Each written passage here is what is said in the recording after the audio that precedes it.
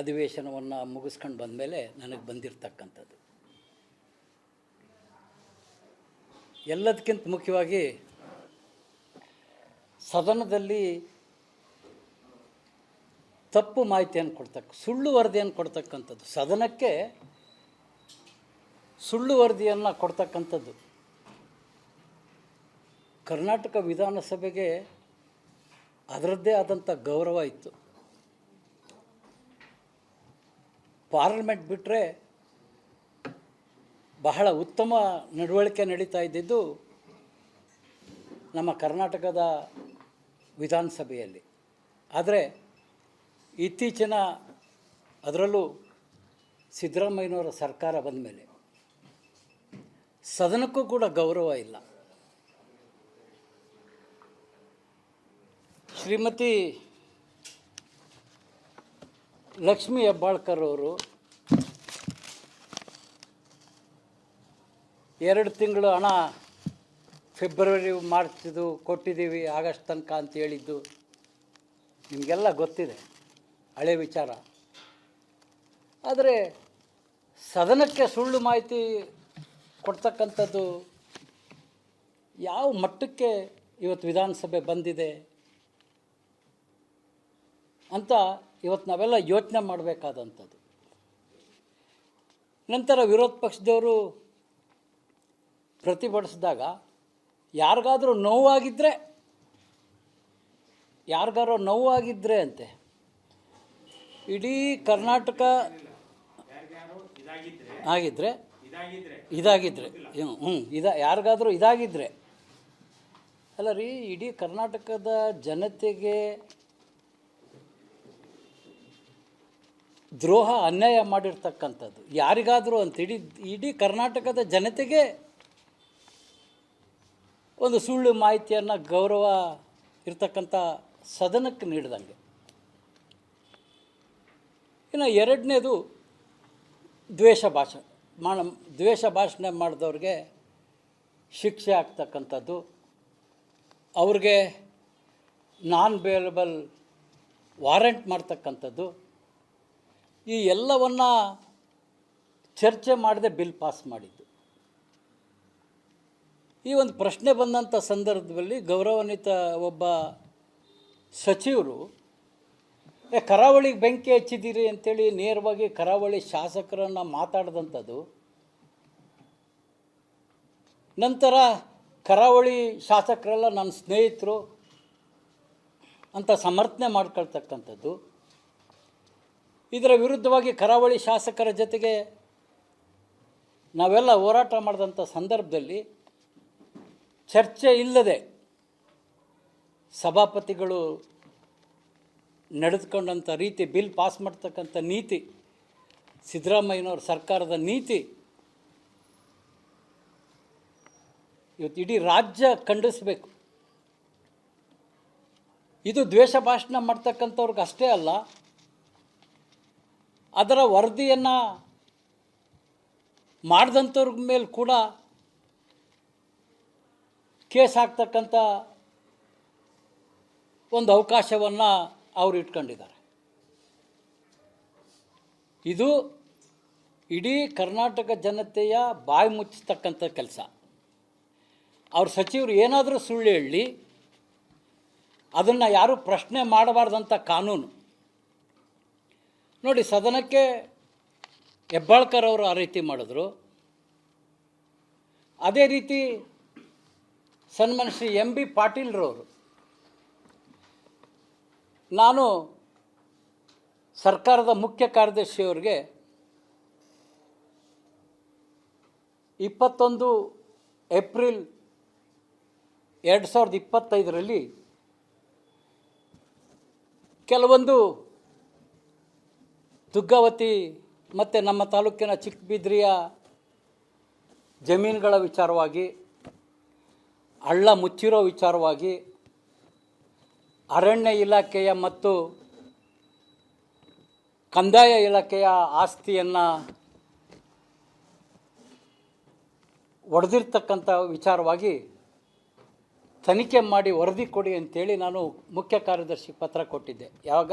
April 21ನೇ ತಾರೀಕು April. ನಂತರ 2 ಬಾರಿ ನಾನು ರಿಮೈಂಡರ್ ಪತ್ರವನ್ನು ಕೂಡ ಕೊಟ್ಟೆ.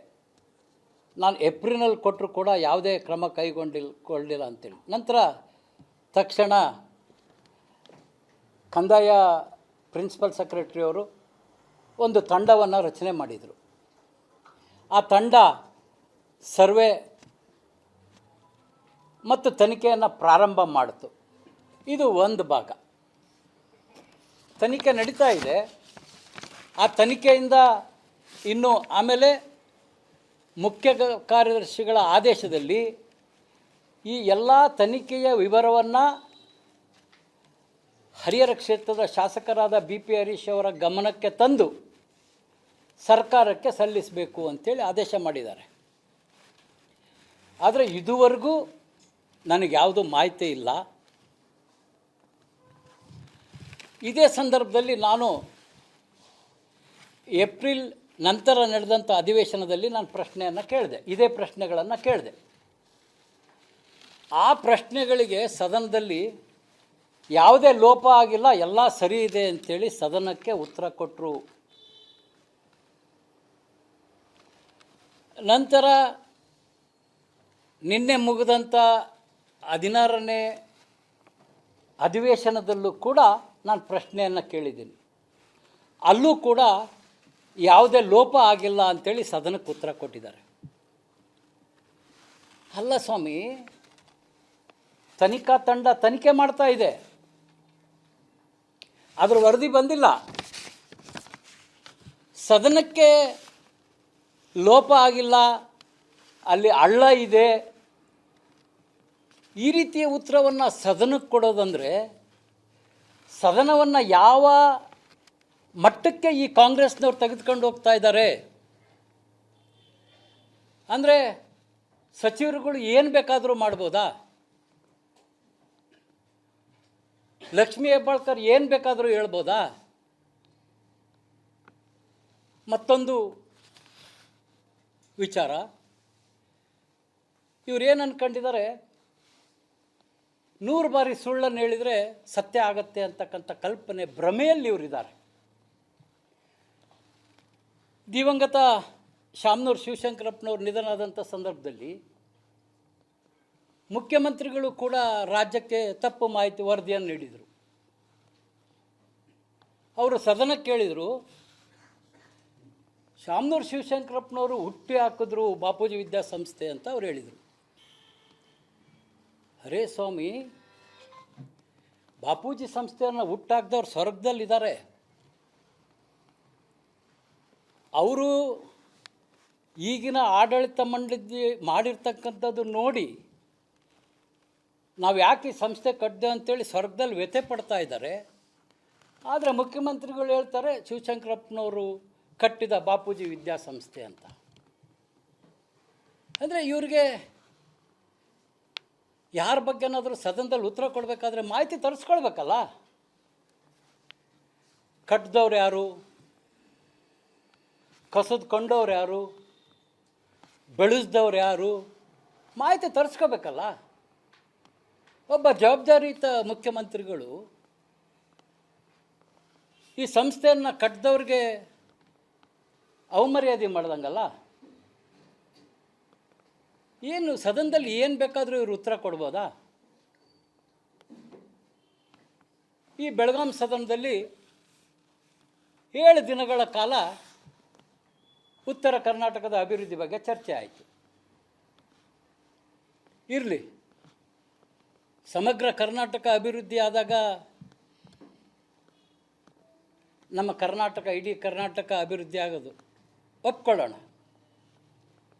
ಆದರೆ 7 ದಿನಗಳ ಚರ್ಚೆಯಿಂದ ಅನೇಕ ಬಾರಿ ಬರೀ ಉತ್ತರ ಕರ್ನಾಟಕದ ಚರ್ಚೆ ಆಗಿದೆ. ಅಲ್ಲಿ ಬೆಳಗಾಮಲ್ಲಿ ಸುಮಾರು 30-40 ಕೋಟಿ ಹಣ ಖರ್ಚು ಮಾಡಿ ಅಧಿವೇಶನವನ್ನು ಮಾಡ್ತೀವಿ.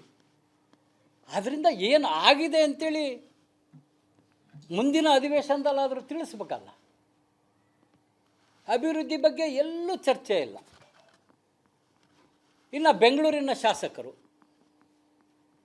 ಪದೇ ಪದೇ ಬೆಂಗಳೂರಿನ ಶಾಸಕರು ಸಭೆ ಸೇರಿ ಬೆಂಗಳೂರಿನ ಅಭಿವೃದ್ಧಿಗೆ ಅನುದಾನವನ್ನು ಮುಖ್ಯಮಂತ್ರಿಗಳ ಬಳಿ ಮತ್ತು